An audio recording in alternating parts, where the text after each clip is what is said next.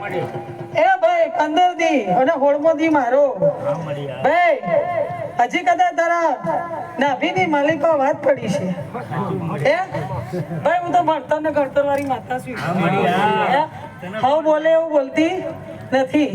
પણ કોને ક્યારે કેટલું દેવું મને દેવનો ભાન છે મને માતાને ભાન છે અને દેવું બનાવવું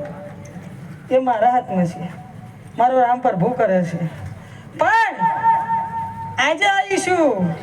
અને કદાચ તારી નાભીની માલિકા વાત પડીએ છે એટલે ભાઈ તને ભાઈ ઊંધી હશે એટલે ભાઈ હું તો સીધું જડ જ પકડું છું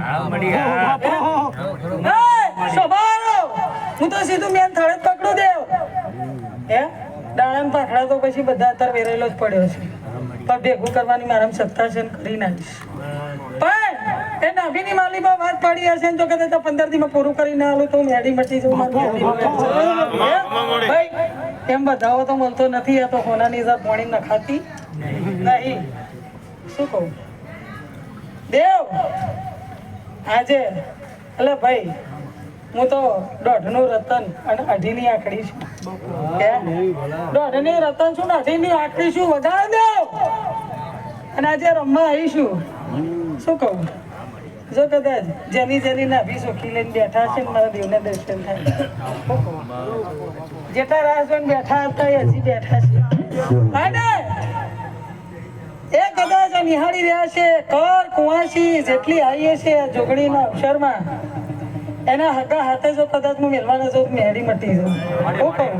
ભાઈ અને હજી હિતેશ એ શેર માટેની ખોટ પૂરી કરવા બેઠી છું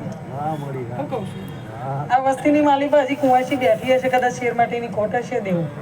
અને પૂરી કરવાની તો મારામાં સત્તા છે શું કહું છું એ સ્વભાવ કદાચ આ મોઢવા આવ્યા છે અને આ જોગણીના દીવાની આગળ હસી મૂકી હશે પણ હું મેળીએ નિહાળી રહીશું પણ કદાચ એની આશ પૂરી કરું તો કદાચ આ જોગણીનો મારે જસ દેવાનો છે મારી કોઈ જોગણી જસ દેવાનો છે પણ જો કદાચ એના ફૂલ આ જેને ફૂલ દીધો છે ને એને કદાચ ફૂલ નાખ્યો છે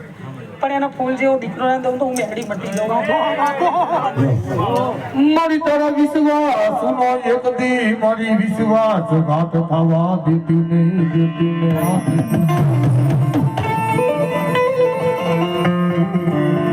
મારી ક્યાં ગઈ મારી ગરીબ નો એક દી મારી માવતર મારી મુહૂર્ત મારી ક્યાં ગઈ